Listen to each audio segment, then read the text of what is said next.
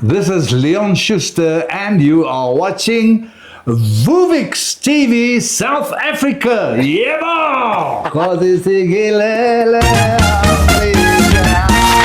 In this episode of VooVix TV South Africa, brought to you by Tempest Car Hire, we have the incredible Leon Schuster with us. He's here to chat about his journey in the entertainment world, some of the ups and downs he's faced, and his recent honor for outstanding contribution to film and television at this year's National Film and TV Awards in South Africa.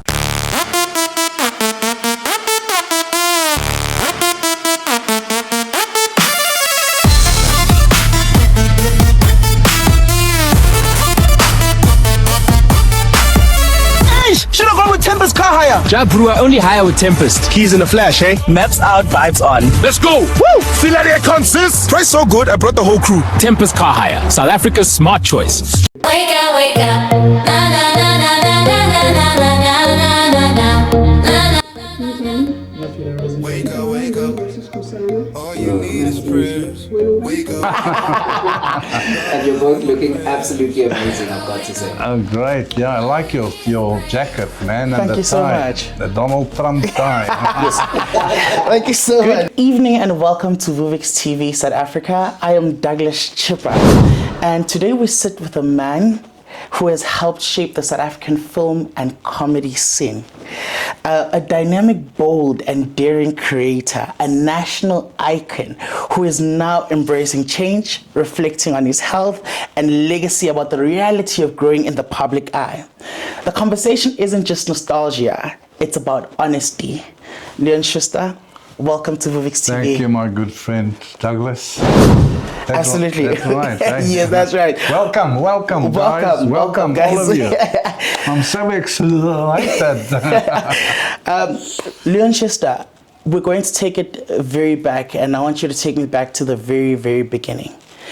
Who is young Leon, and how did your upbringing, your friends, your environment shape the kind of humor that eventually made you famous?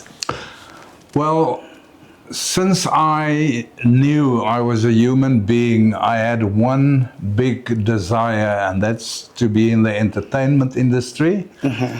So I studied a BA degree with English and Afrikaans as main subjects, mm-hmm. and then at the Free State University. And then I was a teacher for 2 years, but my dream didn't leave me. I wanted to be in showbiz. Mm-hmm. And I did what they call a broadcast test, where they test your general knowledge about music, about everything you can think of. I plucked it 4 times, and the 5th time I got it. Finally. But yes. I knew I would get it because I started studying the politics and everything that's important for the nation. Mm-hmm. So I got into the SABC. I did a program called Die Vrypostige Microfoon, which was a program where it's basically the cheeky microphone, where I pranked people on the telephone. Yes. And that's what got me going. Yes. My name appeared in the newspapers. They did articles with me. Uh-huh. And I knew I'm not going to stick around here for long. And then a friend of mine, actually then he wasn't a friend, came to me and said, Leon, I got a good idea. Why don't we do the same with a movie? We call it You Must Be Joking. And I said, I don't know if I can act at all. He said, you can. If you can do it over the phone, you can do it live. And that's where my career started. That's absolutely amazing. And do you remember the exact time when you realized that, you know what, actually, I can make a living of actually making people laugh? And what did that success feel like at that time when you realized that this is now coming to pass? Yeah. You know, initially, for me, we got 20 gags together. Mm-hmm. Andre, that was my producer and longtime friend, he's deceased now. We worked out 20 gags. It was a joy for me. I didn't mm-hmm. stress that much. I didn't mm-hmm. feel anything. I was at my most relaxed because this is what I can do. Mm-hmm. And that film, my first one, the You Must Be Joking, was a big success. Mm-hmm. And then the snowball started rolling. You must be joking too. Oh shucks, at Schuster. Oh shucks, here comes untold, sweet and short. And it went right up to 2 years ago, Mr. Bones 3. So I think it's about 16 or 17 movies in not that long time. I mean, I started out, my first movie was out in 86, and my last movie was out in 2000 and I think 18 or 19. And that gave me confidence. Every movie gave me more confidence, and I wanted to do the best. I'm a very hard worker. I'm saying it humbly, but I'm like a perfectionist. I like stuff to work. And my big break came, maybe that's a question you want to ask me, with Zulu on My Stoop and Sweet and Short, because the black people, the Indian people, the Japanese people, the Maltese people, whatever is people, they all sat together, unified under a movie that is reaching their hearts and their laughter. And that was my biggest compensation for myself, to stand at the back of the theater and look over this audience and see you sitting next to me. There's a colored guy, there's an Indian guy, from all ethnic groups in South Africa. And that was what held me there, what said, Leon, this is what you really should do. Because like when Madiba was released, when we played and they won the 95 World Cup, we were unified. And my little contribution was in my movies to unify the people. And it was just a great ride. I thank God for that He gave me the health at that point in time. So I will never ever look back and say, I'm sorry for what I did, because what I did came from my heart. Even sometimes it was a little risky, sometimes it was a little politically motivated, but it was a bit of controversy in there, and that's what the people want to see. They like to laugh at politicians that make themselves asses, okay? Especially well-known people. And I got the recipe and I baked the cake, and it was a wonderful cake for me, really. I want you to take me back to Zulu on My Stoop, that first break. When you realize that through your films, this is what you're achieving and actually unifying different ethnic groups together. Because I can imagine that at that time when that was happening, there was a lot of division. Yeah, a hell of a lot of division, yeah. What did that mean to you when you realized how much you're actually pulling people together? You know, Zulu on My Stoop was a movie about reconciliation. We had me as the little black kid, and John Machikiza, may his soul rest in peace, who was the same age as I. And one day I did something terrible to him, because it was in the apartheid years. And he left for America. And I thought about this and I said, wow, can we bring these two guys together at the end of the movie through a little girl that we shared, because it was my adopted girl, but it was his own girl. And we succeeded. Zulu on My Stoop was my first breakthrough, and then Sweet and Short was my second. And to this day, people talk a hell of a lot about those two movies, because there was heart, there was comedy, you got a tear in your eye, and that's what I stand for. But finally, I stand for lekker, los, slapstick comedy that everybody, kids, grown-ups, grandpas, grandmas, they must all be able to enjoy it. That's my philosophy, you know. Absolutely. Am I correct to assume that Zulu on My Stoop was your biggest movie then? Because you have done some of the biggest biggest box office hits in our country. But creatively, what is the film and scene that or the moment that you're most proud of? Not because it sold tickets, not because it was known so much, but because it stretched you artistically.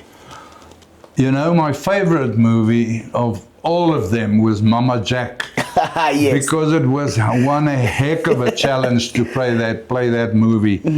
And I based it on my domestic lady that was working for me, and we're good friends. And I said, listen, walk for me. I want to see you walk. Then I'd go to the mirror and I would imitate that specific walk. I say, talk to me. I want to hear you talk. Iron for me. I want to see you iron. Washing for me.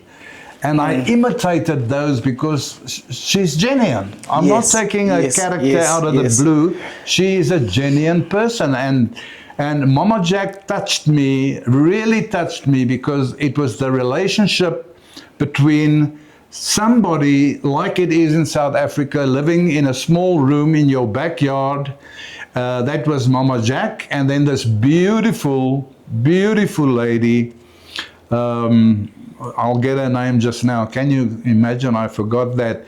And I fell in love with her, but it was difficult because how could I tell her that I'm in love with her? I was on the run from the police, and I was a woman. What would she think if I said I'm in love with you? But that touched the hearts of people, and absolutely, it was the biggest challenge, you know, when I walked out with that beautiful African uniform.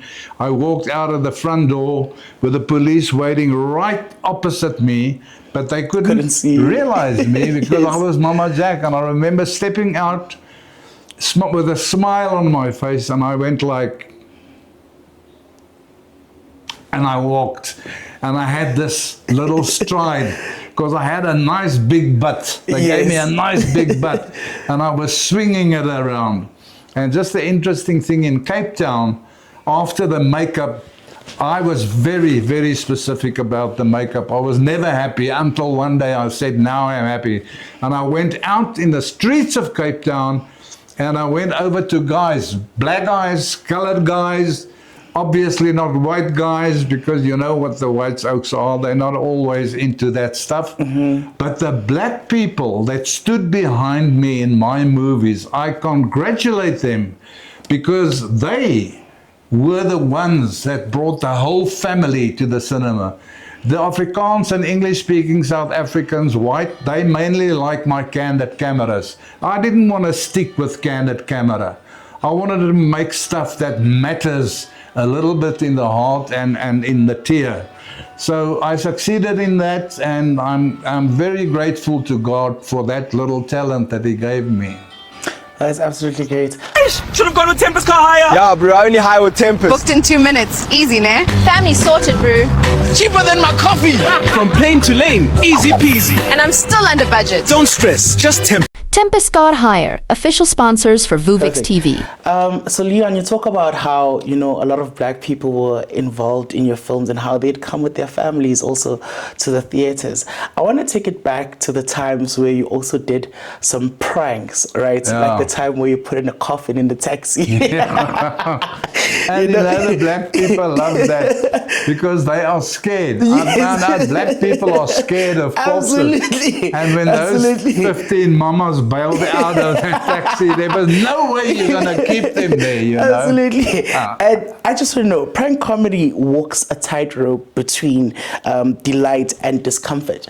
How do you judge the ethics of putting real people into unpredictable situations? You know, discomfort is one of the best advantages in candid camera, because the more discomfort you give to the guy that you're pranking, the more the audience laughs when they see that he's totally phased and he wants to run away. That was just one segment of what I did. Also, they liked me getting slapped around the whole time. I think that's why my back got the injuries, because I was slapped like a mongrel dog around the whole bloody show, you know. But I did that for Folk and Fatherland. Folk and Fatherland. That's where I was about to go to actually next. That is there ever a moment where you feel like, okay, you know what, I actually pushed it too far, that you know what, that slap was like, okay, oh my God, I must have pushed it too far? There was a slap, not actually a slap, I got a fist in Oshaksan Gatvol, where Alfie Shorty and I were using muddy water to clean the windscreen, and they immediately exploded. Shorty and I had a bucket and a very dirty muddied cloth, Now, what would you do if someone does that to your Merc at a filling station? You would immediately just go wild. That's what they did. And then I was busy with one oak, teasing him and doing the thing. He gave me one hell of a clap and another clap. And then from the corner of my eye, I saw a young wit boertjie. A thin oakie, man. I'm a big man. And I saw him rushing towards me, hiding his fist behind his back. And I knew there was trouble. I said, listen, this is, and I couldn't say Leon. And he hit me right here. And it was the first time in my life that I was unconscious. I fell against the wheel of the 4x4. And I lay there and I heard little birds. I saw my opa. I saw my granny. I heard my mommy say, Buti, are you okay?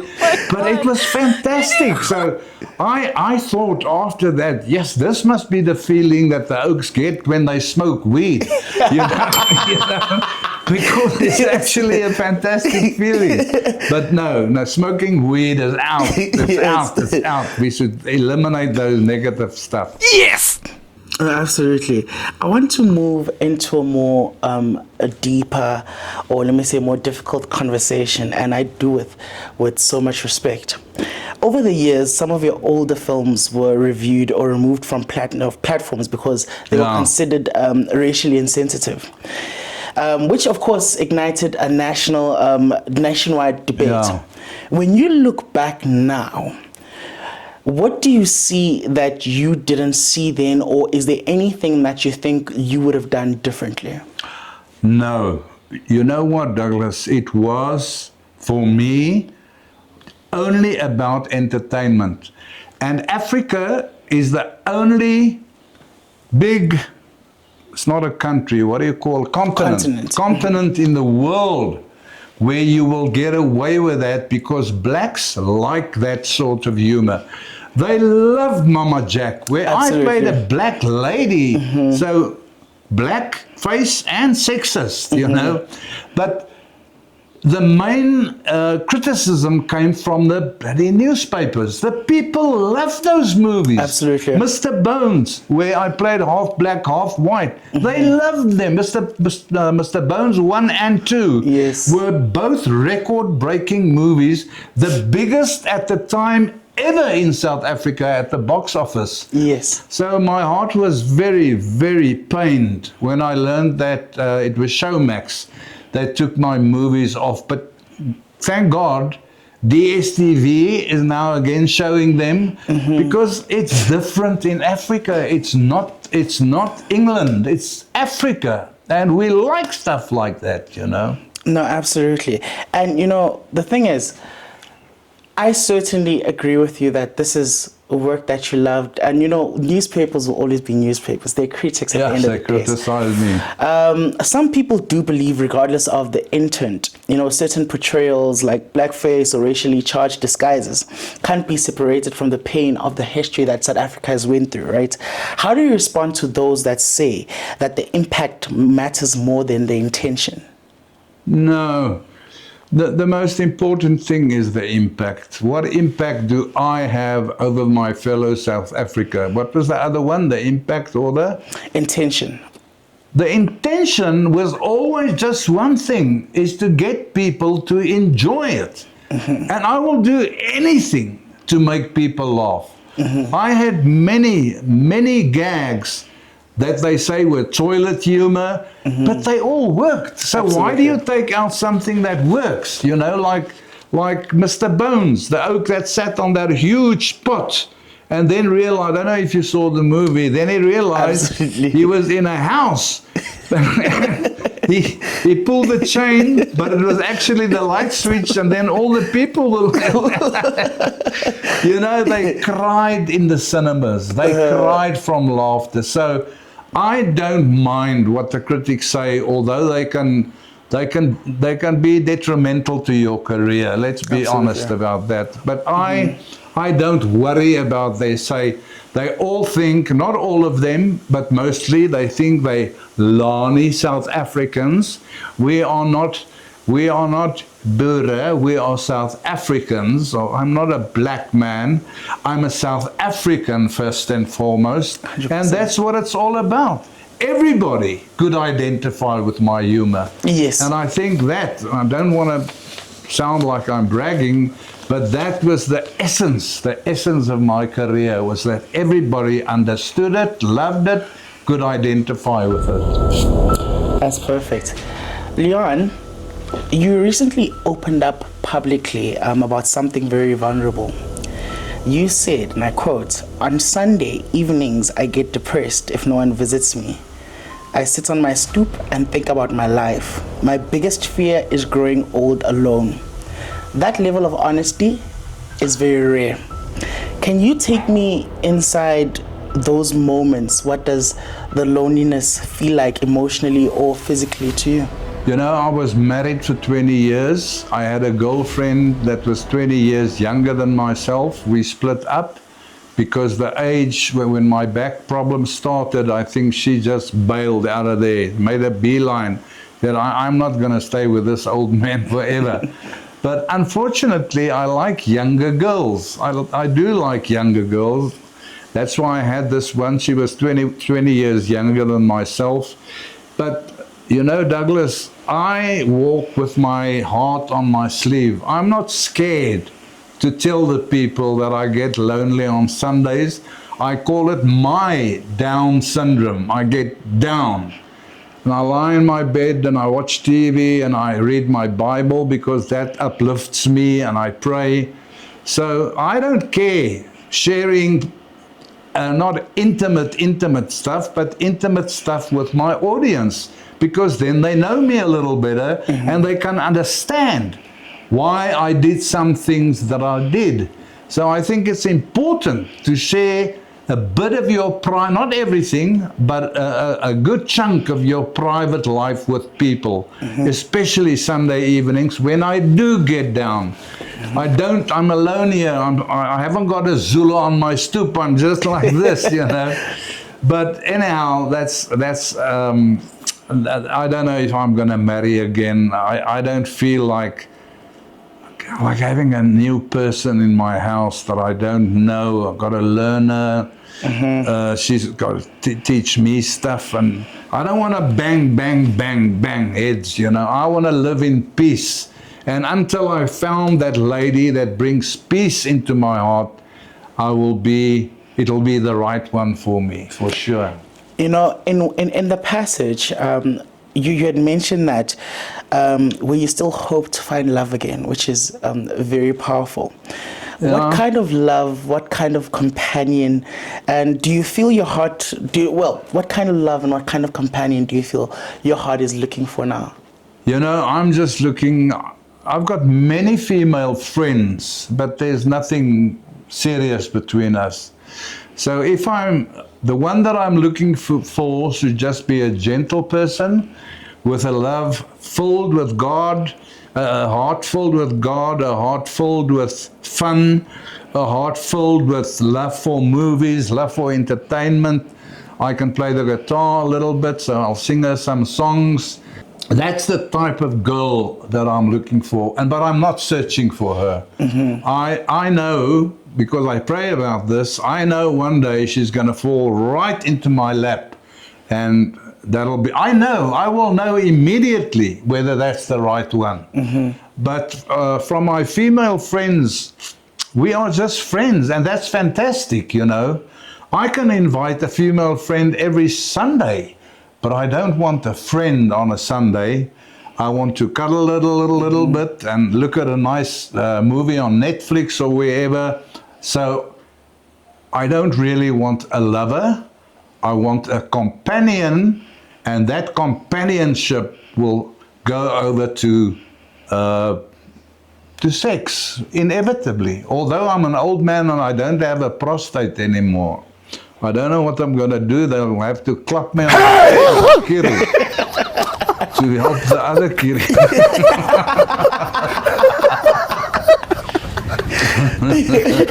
Oh no, you heard it. You heard it here first. If you want to fall on his lap, please. Sisabonga, ma'am. Siyabonga, mama. So sweet. So I'll take it from there. However, many men watching the struggle of loneliness and depression, but don't speak up about it, especially in South Africa. Yeah. There's tons of men that go through the same thing. Do you feel that you being vulnerable, especially to your audience, could help other men open up regarding their personal battles and well-being? If you can help someone in your personal battle, that she gets or he gets a message out of that, then it was worthwhile sharing it with them. Because now, all of a sudden, I've got loads of girls running after me. That wasn't the intention, but it happened. But I'm very careful, if you've been through two relationships that lasted 40 years, each 20 years, you just get to be very, very careful, because I don't want to go through that pain again. Heart pain, my mom always said, toothache is a bad ache, but the worst ache is a heartache. And that is absolutely, absolutely true. And you also said that you don't turn to therapy, but to prayer, to faith, to reflection. Has that always been your way? And does that help you carry the weight of these quieter battles?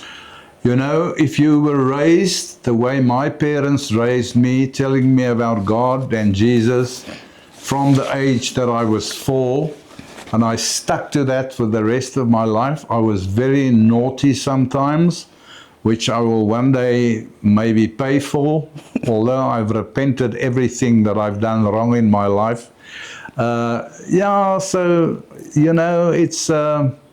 It's a matter of just not thinking back about the bad things you did, but asking God's forgiveness and going forward and walk the narrow road and not the wide road where all the atheists and the whatever go. I don't want to go on the wide road. I believe in God.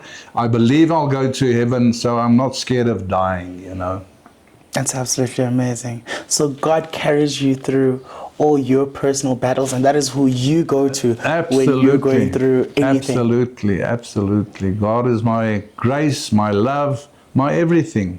I cannot love any woman more than I love God and Jesus Christ, Oh, Christ our They Savior. play major parts in my life every single day.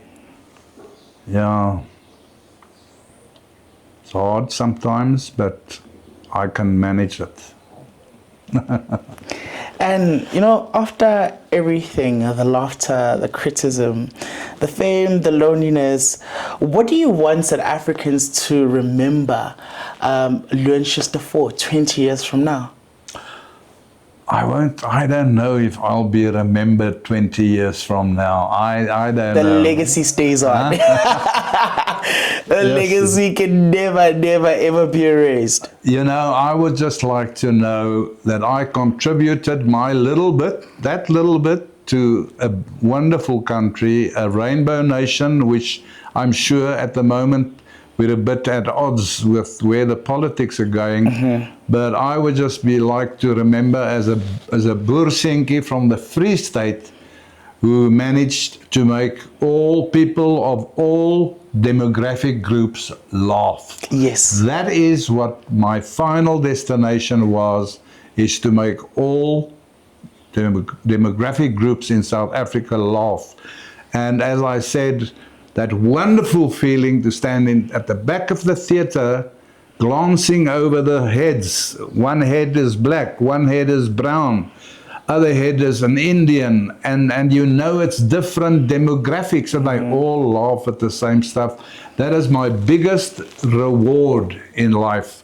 And your award is my second biggest reward. Before we close, which is, I want to share something very meaningful. And at the upcoming National Film and Television Awards, the 3rd annual, you are being honored with the Outstanding Contribution to Film Award. When you hear that in the stage of your life, after everything you have lived, survived, and learned, What does this recognition mean to you? Well, guys, this is so fantastic. Look at that. Just look at that. This is the most beautiful award I've ever won. It is supercalifragilisticexpialidocious. Mwah, mwah, mwah. This is mine, not yours. Yes. and what does the recognition mean to you, Leon? Ach, you know what? I've never really. It's lekker to hear people telling you we enjoyed this that you did. We're all human. We all have hearts and souls, so we all get lekker, but we can also get very sore when stuff in our life goes wrong.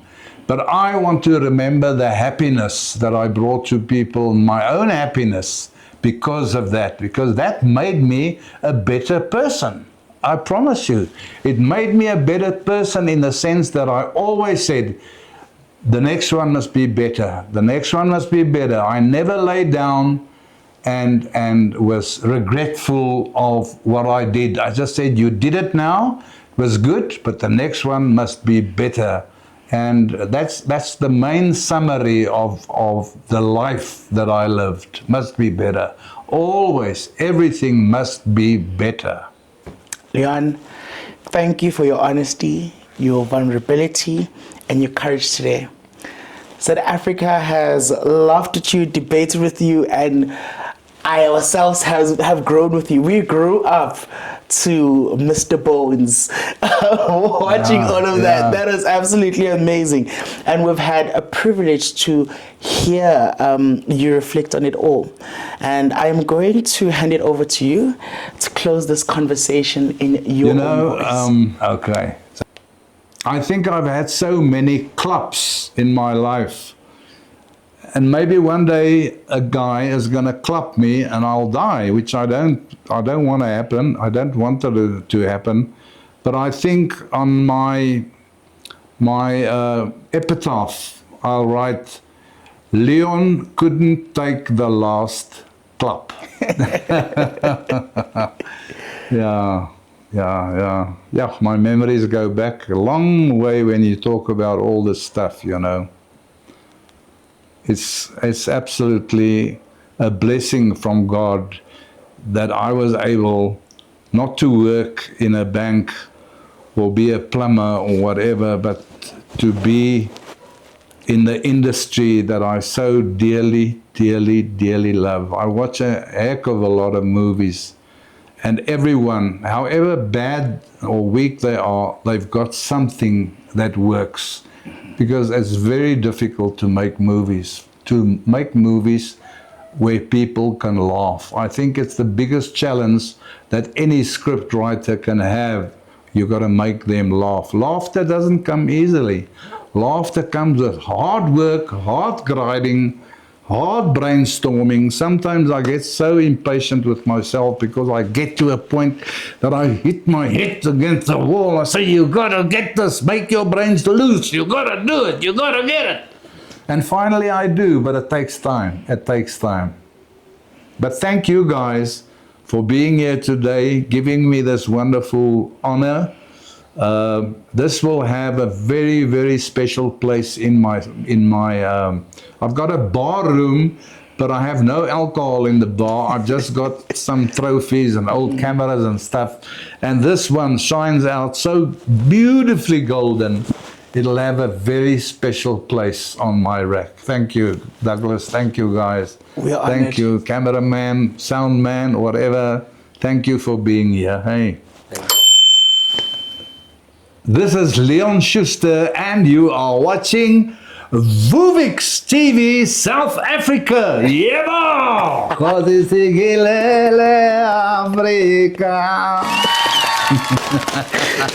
Hey, should have gone with Tempest car hire. Yeah, bro, I only hire with Tempest. Pickup was quick. Price lekker cheap, bro. Fast wheels. Mama won't even know I borrowed. I deliver faster. Thanks, Tempest. Fast, easy, affordable.